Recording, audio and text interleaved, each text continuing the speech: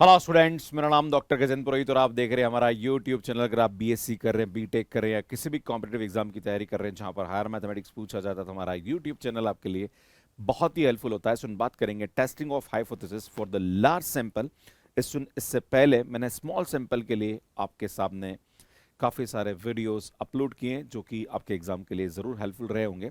सुन, small sample का मतलब होता है n इज़ लेस देन 30, जहां पर हम लोग टी टेस्ट, एफ टेस्ट और फिशर जेड टेस्ट के ऊपर बेस्ड हम बात करते हैं।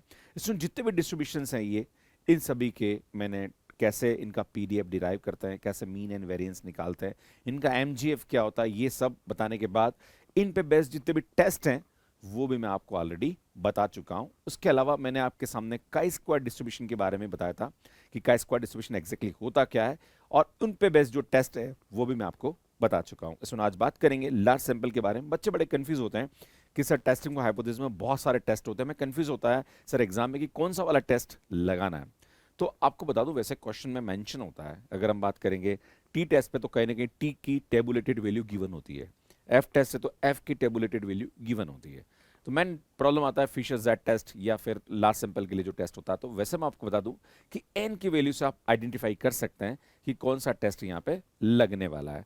सुन, मैं आपको थोड़ा सा एक ओवरव्यू देना चाहता हूं कि जितने भी टेस्ट के बाद हम लोग करेंगे यहाँ पे और जो मैं ऑलरेडी अपलोड कर चुका हूं, तो हम यहाँ पे समझने की कोशिश करते हैं कि जो टेस्टिंग हाइपोथेसिस होता है उसमें एन ग्रेटर देन 30 और एन लेस देन 30 पे यहाँ पे हम लोग दो अलग अलग भागों में इसको डिवाइड कर सकते हैं। इसमें जब लेस देन 30 की बात होती है तो वहाँ पे स्मॉल सैंपल के लिए हम बात कर रहे होते हैं यहाँ पे, और जब भी स्मॉल सैंपल के लिए बात कर रहे होते हैं तो उस वाले केस में हमारे पास यहाँ पे जेड टेस्ट, टी टेस्ट या फिर फिशर जेड टेस्ट के बारे में बात होती है। बात करेंगे यहाँ पे कि जो टी टेस्ट है उस पर बेस्ड हमने कौन कौन से यहाँ पे लाइक टेस्ट पढ़े हैं। तो टी टेस्ट के अंदर हमने यहाँ पे जो पढ़ा है वो है to test the significance of mean. सुन, ये का ये टेस्ट हम लार्ज सैंपल के लिए भी पढ़ने वाला है। तो आप बोलोगे सर टी यूज करेंगे यहाँ पे कि लाइक जेड यूज करेंगे, तो उस वाले केस में जो भी हमारे पास लार्ज सैंपल की बात होती है वहाँ पे जेड टेस्ट हम ये लोग नॉर्मली यूज करते हैं। तो एक कन्फ्यूजन बच्चों को रहता है, तो हम एन से आइडेंटिफाई करेंगे कि यार ये लगने वाला है या फिर ये लगने वाला है। खैर, मैं टी टेस्ट के बारे में बता दूं, मैंने ये वाला टेस्ट बताया। उसके बाद to test the significance difference between the two mean, जो कि पेयर टी टेस्ट के नाम से हम जानते हैं। To test the significance of correlation coefficient and regression coefficient. चारों टेस्ट मैं आपको बता चुका हूं। इसी प्रकार से एफ डिस्ट्रीब्यूशन की बात करी जाए तो test for significance of two variance, that is P test हम उसको बोलते हैं, और एक एनोवा, ये भी मैं आपको, खैर अभी मैंने बताया नहीं पर एनोवा पे बात करूंगा मैं। उसके बाद फिशर जेड टेस्ट, जिसमें test of significance of correlation coefficient and significance difference between the two correlation coefficient. तो ये मैं ऑलरेडी आपके साथ बता चुका हूं, है ना। आज हम बात करेंगे सुन इसके बारे में, जहां पर लार्ज सैंपल में ये जो चार टेस्ट है ये मैं बताने की कोशिश करूंगा, जहां जो कि चार अलग अलग क्लासेस में आपके सामने लेके आऊंगा। तो लार्ज सैंपल के लिए हम चार टेस्ट पढ़ेंगे, that is test of hypothesis about the difference of significance difference of population mean. And यहाँ पे दो अलग अलग पॉपुलेशन के जो हमारे पास रहेंगे मीन, उनके सिग्निफिकेंस डिफरेंस की बात करेंगे। एंड देन यहाँ पे इसी प्रकार से population proportion and difference between the to population proportion, ये चार टेस्ट हम यहाँ पे करने वाले हैं। पर मैं आपको फिर से बता दूं कि एन की वैल्यू से ही सब कुछ यहाँ पे डिसाइड होगा कि एन एग्जैक्टली हमारे पास क्या दे रखा है। सुन, जब भी हम बात करते हैं टेस्ट के लिए तो जो स्मॉल सैंपल होता है उसमें एफ टेस्ट है या टी टेस्ट है या फिर फिशर जेड टेस्ट है। सो नॉर्मली हम यहाँ पे टेबल पे बात करते हैं, और खास करके एफ और टी पे तो टेबल ही होती है ना, और टेबल से हम चीजें यहाँ पे डिसाइड कर रहे होते हैं, है ना। एफ टेबल अलग से होती है, टी टेबल अलग होती है, और वन टेल और टू टेल के लिए हम लोग यहाँ पे डिग्री ऑफ फ्रीडम पे बात कर रहे होते हैं। तो वो सब मैं आपको बता चुका हूँ। उसके बाद फिशर जेड है, वो अल्टीमेटली हमारे पास नॉर्मल डिस्ट्रीब्यूशन, जो स्टैंडर्ड नॉर्मल डिस्ट्रीब्यूशन टेबल होती है उससे हम लोग करते हैं। और यहाँ पे जो हमारे पास लाइक लार्ज सैंपल की बात करी जाए तो जब भी हम लार्ज सैंपल की बात करते हैं तो उस वाले केस में नॉर्मल डिस्ट्रीब्यूशन को फॉलो करता है, that is standard normal distribution को फॉलो करता है। तो उस वाले केस में हम यहाँ पे like 10% level of significance, 5% level of significance, and यहाँ पे हमारे पास 2.5% लेवल ऑफ सिग्निफिकेंस, 1%। तो इन अलग अलग परसेंट पे हमारे पास टू टेल की जो वैल्यू है ये आपको याद रखनी चाहिए। वैसे नॉर्मली क्वेश्चन में गिवन होती है। इसी प्रकार से वन टेल के लिए भी हमारे पास यहाँ पे होता है। आप बोलोगे सर वन टेल और टू टेल में क्या फर्क होता है? तो अगर हमारे पास नल हाइपोथेसिस मान लीजिए दे रखी, that is mu is equal to mu zero, और अगर हमारे पास ऑल्टरनेटिव हाइपोथेसिस दे रखी, that is mu is not equal to mu zero, तो अगर ऐसा गिवन है तो उस वाले केस में टू टेल का कंसेप्ट लगता है।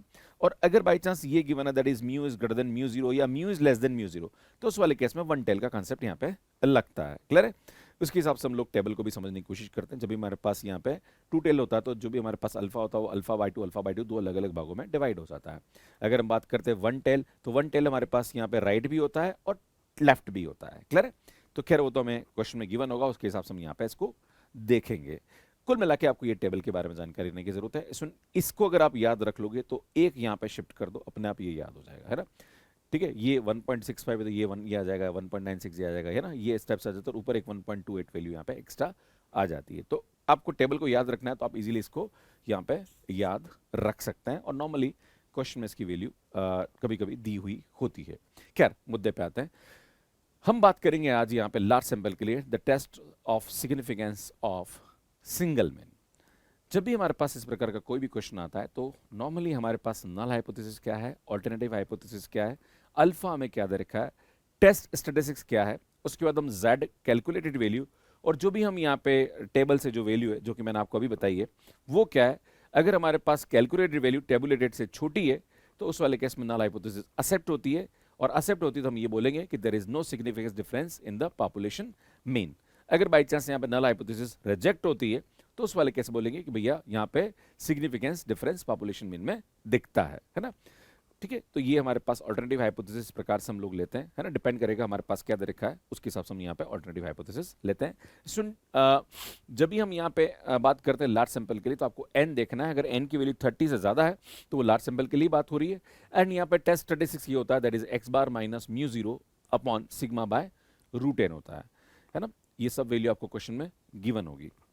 फिर हम यहाँ पे क्या देखेंगे, कंक्लूजन देंगे कि भाई जो z कैलकुलेटेड जो हमने निकाला और z अल्फा जो कि मैंने अभी आपके सामने बताया दैट इज वन टेल या टू टेल और सर्टेन लेवल ऑफ सिग्निफिकेंस पे हमारे पास वो वैल्यू याद है, तो उससे छोटी आ रही है बड़ी आ रही है उसके हिसाब से हम नल हाइपोथेसिस को रिजेक्ट या एक्सेप्ट यहाँ पे करते हैं।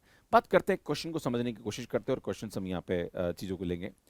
अ सैंपल ऑफ 64 स्टूडेंट, तो सुन यहाँ पे हमारे पास n की जो वैल्यू दे रखी है वो 64 दे रखी है। मीन वेट, सुन यहाँ पे जो हमारे पास सैंपल है उसका मीन दे रखा है, मतलब x बार गिवन है दैट इज 70, ये हमारे पास गिवन है। Can this be regarded as sample from the population with the mean weight, है ना? जो पॉपुलेशन से हमारे पास आ रहा है ना, उसका मीन वेट दे रखा है, मतलब आपको म्यू दे रखा है दैट इज 56 kg। एंड हमारे पास जो स्टैंडर्ड डेविएशन दे रखा है वो हमारे पास क्या दे रखा है भैया 25 kg यहाँ पे गिवन है। सुन जब भी हमारे पास ऐसा होता है तो हमें क्या चेक करना भैया कि जो हमारे पास यहाँ पे हमारे पास पॉपुलेशन मीन दे रखा है क्या वो एग्जैक्टली 56 kg है जिससे हमने सैंपल उठाया, या वो उससे 56 kg के बराबर नहीं है। तो हमारे पास जो नल हाइपोथेसिस होगी एच नॉट वो क्या होगा student, mu is equal to 56 kg, है ना? इट मींस जो हमारे पास ऑल्टरनेटिव हाइपोथेसिस होगी वो क्या होगा student, mu is not equal to 56, या हम बोलेंगे there is no significance difference in population mean, और यहाँ बोलेंगे there is significance difference in population mean. Clear? उसके बाद जेड स्टैटिस्टिक्स का फार्मूला हम देखेंगे यहाँ पे। तो जेड स्टैटिस्टिक्स के फार्मूला जो होता है हमारे पास क्या होता है सुन, x bar minus mu upon sigma by root n. मैं आपको फिर से बता दूं कि लार्ज सैंपल कैसे पता पड़ेगा, जब एन की वैल्यू हमारे पास यहाँ पे 30 से बड़ी दे रखी है। ठीक है, सुन बात करेंगे एक्स बार की वैल्यू हमारे पास 70 आ रहा है, शून्य माइनस का 56, सिग्मा हमारे पास यहाँ पे दे रखा है 25, एंड ये हमारे पास दे रखा है सुन रूट 64, राइट? इसको जब सिंप्लीफाई करेंगे तो सुन इसकी वैल्यू आएगी 4.48, है ना? अब हमें यहाँ पे कुछ नहीं गिवन दे रखा है ना, तो जब कुछ नहीं दे रखा है तो उस वाले केस में हम यहाँ पे 5% लेवल ऑफ सिग्निफिकेंस पे बात करेंगे। और मैं आपको बता दूं सुन यहाँ पे हमारे पास ये दे रखा है, इसका मतलब यहाँ पे क्या होगा सुन, टू टेल्ड, इसकी टू टेल्ड की वैल्यू देखेंगे हम, है ना? तो हम देखेंगे सुन जेड अल्फा, और जेड अल्फा की value at 5% level of significance पे टू टेल्ड पे क्या होते हैं सुन, ये हमारे पास टू टेल्ड है और ये 5% इस पे वैल्यू क्या होती है सुन 1.96 होती है ना। तो Z alpha is equal to 1.96 at alpha is equal to 5% level of significance हम ये देख रहे हैं। तो अब देखो सुन जेड कैलकुलेटेड हमारे पास 4.48 आ रहा है, जेड अल्फा हमारे पास 1.96 है, तो जेड कैलकुलेटेड ज्यादा है, और जब भी ज्यादा है तो उस वाले केस में नल हाइपोथेसिस हमारे पास क्या होता है सुन, रिजेक्ट हो जाती है ना। तो आप देखोगे सुन जेड कैलकुलेटेड जो है वो हमारे पास जेड अल्फा से क्या आ रहा है सुन, बड़ा आ रहा है, दैट इज क्या होगा सुन, नल हाइपोथेसिस इज रिजेक्टेड, है ना? और अगर रिजेक्ट हो रही इसका मतलब क्या होगा, there is significance difference in population mean, है ना? ये हमारे पास यहाँ पे आ जाएगा। मतलब इसका जो पॉपुलेशन मीन है वो हमारे पास 56 नहीं होना चाहिए। क्लियर है? तो इस तरह से हम यहाँ पे ये कंक्लूजन है हमारा, राइट। आगे बढ़ते हैं, सुन नेक्स्ट क्वेश्चन में समझने की कोशिश करते हैं। अगला क्वेश्चन हमारे पास यहाँ पे क्या बोल रहा है, अ सैंपल ऑफ 400 हमारे पास आइटम्स दे रखे हैं। तो अल्टीमेटली सामने देखा है, सुन एन की वैल्यू 400, मतलब ये तो वैसे भी 30 से बहुत बड़ा है ना। इसका मतलब यहाँ पे हम लार्ज सिंपल वाला टेस्ट ही यूज करेंगे। स्टैंडर्ड डेविएशन सुन आपके पास सिग्मा की जो वैल्यू दे रखी है वो हमारे पास 10 दे रखी है ना। The mean of the sample, soon sample का जो मीन होता है वो एक्स बार से डिनोट करते हैं, वो हमारे पास 40 है। Test whether the sample has come from the population mean with 38। ये बोल रहा है कि जो हमारे पास सैंपल ले रखा है वो पॉपुलेशन का जो मीन है वो हमारे पास 38 होगा। आपको ये टेस्ट करना, मतलब म्यू हमारे पास 38 है। उसके बाद आपको ये बोला जा रहा है कि also calculate 95% confidence limit for the population, right. तो आपको ये भी पता लगाना है कि 95% कॉन्फिडेंस लिमिट पे हमारे पास जो म्यू होगा उसकी वैल्यू क्या होनी चाहिए। क्लियर है? खैर मुद्दे पे आते हैं। सबसे पहले हम देखेंगे सुन नल हाइपोथेसिस। तो एच नोट हमारे पास क्या होगा सुन, म्यू इज इक्वल टू 38, है ना। तो हमारे पास जो H1 होगा वो हमारे पास क्या होगा सुन, mu is not equal to 38, है ना। ये हमारे पास यहाँ पे क्या होगा सुन, ऑल्टरनेटिव हाइपोथेसिस हो जाएगी। अगर हम टेस्ट स्टैटिक की बात करें तो टेस्ट स्टैटिस्टिक जो होगा वो हमारे पास क्या होगा सुन, Z calculated is equal to x bar minus mu upon sigma by root n. सुन यहाँ पे एक्स बार है, सुन एक्स बार की वैल्यू हमारे पास 40 आ रही, म्यू हमारे पास 38 आ रहा, और सिग्मा हमारे पास दे रखा है सुन, सिग्मा की वैल्यू 10 दे रखी है, और ये आएगा हमारे पास 400। सुन 400 का मतलब होता है 20, है ना, और 20 ऊपर गया और यहाँ पे 2 आ रहा, तो सुन ये आएगा 40/10 दैट इज इक्वल टू 4। अब चूंकि हमारे पास यहाँ पे 95% की बात कर रहा है, इसका मतलब 5% लेवल ऑफ सिग्निफिकेंस की बात कर रहा है, और ये हमारे पास टू टेल्ड है। क्या है सुनिए, टू टेल्ड है, ध्यान दीजिएगा, है ना, ठीक है ना, टू टेल्ड है। अब बात करेंगे सुनिए यहाँ पे Z alpha at 5% level of significance पर टू टेल्ड है ना। तो ये टू टेल्ड है और 5% लेवल ऑफ सिग्निफिकेंस पे इसकी वैल्यू क्या आ रही है सुन, 1.96 आ रही है ना। तो ये आएगा हमारे पास 1.96 at alpha is equal to 5% level of significance, है ना। अब हम देख रहे हैं सुन, जेड कैलकुलेटेड की जो वैल्यू आ रही है वो हमारे पास 4 आ रही है, और ये आ रहा है 1.96, इसका मतलब कैलकुलेटेड ज्यादा है अल्फा से, है ना। दैट इज क्या होगा सुन, null hypothesis is rejected. That is significance difference in population mean. अब कभी कभी एग्जाम में हमें एक चीज और एक्स्ट्रा पूछी जाती है कि also calculate 95% confidence limit for the population. सुन जब भी ऐसा प्रश्न आता है तो हम क्या करते हैं, हमें क्या मालूम है सुन कि z की वैल्यू अगर 1.96 से छोटा है तो उस वाले केस में नल हाइपोथेसिस एक्सेप्ट हो जाती है।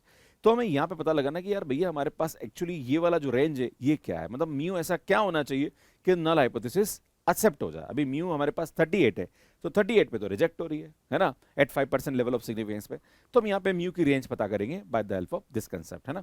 तो हम जानते हैं कि z का जो वैल्यू होता है, अगर मैं इसको ऐसा लिख रहा हूँ तो इसका मतलब उसका वैल्यू होगा 1.96 से हमारे पास क्या होगा सुन, 1.96 होगा ना भाई, इसको हम ऐसा लिख सकते हैं, यहाँ पे मॉड है तो, है ना।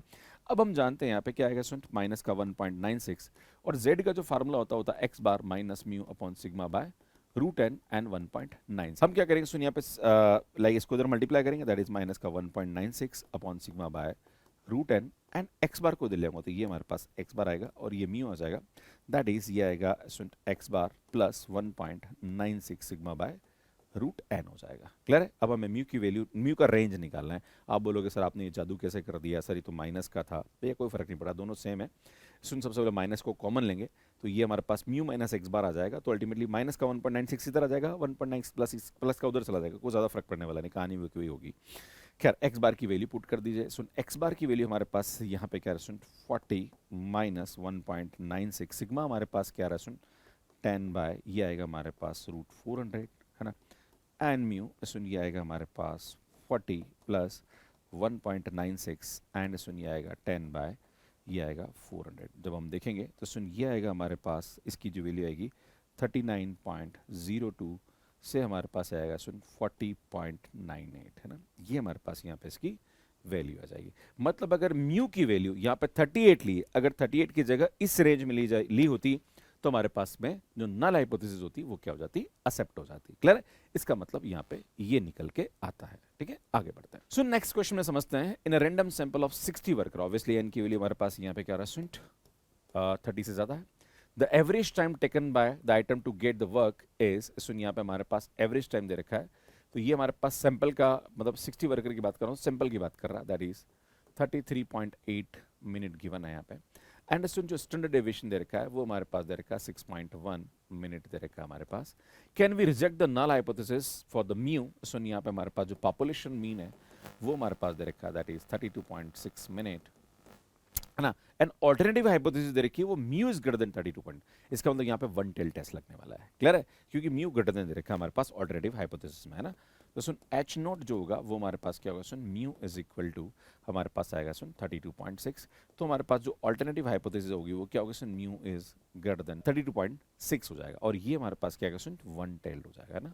ठीक है ना, ये आपको ध्यान देने की जरूरत है। बस टेबल में वैल्यू फर्क आएगी, बाकी तो ज़्यादा फर्क करने वाला नहीं है। सुन z कैलकुलेटेड की बात करेंगे तो ये आएगा x bar minus mu upon sigma by root n लेंगे, तो x बार की जो वैल्यू आ रही वो हमारे पास कितनी आ रही, सुन 33.8 माइनस ये आएगा 32.6 डिवाइडेड बाय सिग्मा की वैल्यू हमारे पास आ रही है 60, सॉरी सिग्मा की जो वैल्यू है वो हमारे पास क्या, माफी चाहूँगा सुन 6.1 है, और ये आएगा हमारे पास 60। सुन इसकी जो वैल्यू है वो कैलकुलेट करोगे आप, सुन ये आएगा 1.524। अब हम देखेंगे सुन z अल्फा, और वो भी वन टेल में एट 5% लेवल ऑफ सिग्निफिकेंस, और सॉरी 1% लेवल ऑफ सिग्निफिकेंस, है ना, आपको दे रखा है ना 1% लेवल ऑफ सिग्निफिकेंस, है ना। तो हम क्या देखेंगे सुन z अल्फा, और वो हम 1% पे देख रहे हैं और वन टेल देख रहे हैं ना, तो सुन z अल्फा वन टेल की बात कर रहे हैं और 1% लेवल ऑफ सिग्निफिकेंस पे बात कर रहे हैं ना। तो उस वाले केस में हमारे पास इसकी जो वैल्यू आएगी वो कितनी आएगी, सुन 2.33 आएगी। क्लियर है? तो ये कुछ 4-5 वैल्यूज याद रखने का तरीका बेस्ट मैंने आपको बताया थी, है ना। सुन टू टेल और वन टेल में याद रखने का तरीका क्या होता है, आप ये याद रख लो, फिर एक एक शिफ्ट कर दो इसको, है ना। ठीक है ना, और ये वैल्यू आपको अलग से याद रखने की जरूरत, तो सबका काम हो जाएगा। खैर हम देखेंगे, सुन यहाँ पे आएगा हमारे पास 2.33 at alpha is equal to 1% level of significance, और ये वन टेल टेस्ट की वैल्यू है, राइट। अब बात करेंगे सुन यहाँ पे हमारे पास z कैलकुलेटेड की बात करेंगे, तो सुन देखेंगे z कैलकुलेटेड हमारे पास आ रहा है सुन 1.524, और ये 2.33 मतलब हमारे पास कैलकुलेटेड जो है वो z अल्फा से कम आ रहा है, दैट इज यहाँ पे क्या होगा, that is null hypothesis H not is accepted, है ना, ये एक्सेप्ट हो जाएगी, that is that is that is that is there is no significance difference in population mean। तो population mean जो हमारे पास दे रखा है वो हमारे पास 32.6 ही होगा। क्लियर है?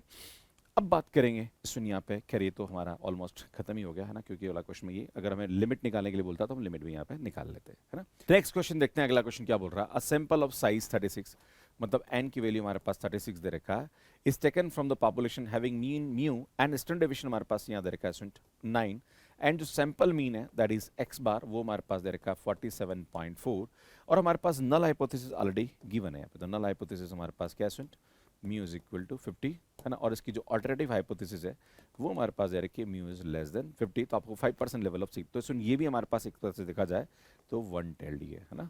ठीक है ना, ये आपको ध्यान देने की आवश्यकता है। क्लियर है? अब बात करेंगे सुन यहाँ पे z कैलकुलेटेड की, तो z कैलकुलेटेड हमारे पास क्या आएगा, सुन x bar minus mu upon sigma by root n, तो सुन x बार की जो वैल्यू आ रही वो आ रही 47.4 माइनस म्यू, म्यू हमारे पास 50 आ रहा है divided by sigma, soon sigma हमारे पास 9 आ रहा है अपॉन रूट n, सुन ये आएगा रूट 36, तो इसकी जो वैल्यू आएगी वो हमारे पास माइनस में आएगी, दैट इज 1.733, है ना, ये हमारे पास वैल्यू आएगी। अब इस हम यहाँ पे देखेंगे one tail at 5% level of significance पे, है ना, तो z अल्फा की वैल्यू निकालेंगे हम लोग, है ना, तो z अल्फा हमारे पास क्या है, सुन z अल्फा और वन टेल की बात करेंगे तो सुन z अल्फा वन टेल पे हमारे पास 5% लेवल ऑफ सिग्निफिकेंस पे 1.65 दे रहा है ना, तो सुन ये आएगा 1.65 at alpha is equal to 5% level of significance, और वन टेल की हम देख रहे वैल्यू, तो आप देख रहे हो सुन z कैलकुलेटेड जो है वो z अल्फा से छोटा आ रहा है, देखो ये माइनस का 1.733 आ रहा है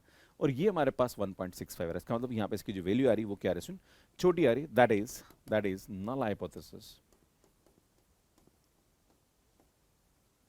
is accepted there is no significance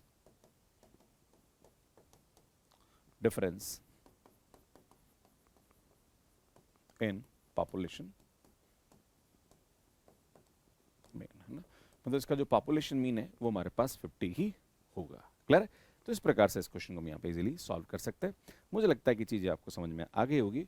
इसमें अगर आप CSI या नेट गेट IIT जेम या किसी भी एग्जाम की तैयारी करें तो मैथ्स केयर ऐप पे हमारे कोर्सेज अवेलेबल है, और इसमें ये हमारे यूट्यूब चैनल है, इन पे हम काफ़ी अच्छा कंटेंट अपलोड कर रहे हैं, आप इन्हें सब्सक्राइब कर सकते हैं।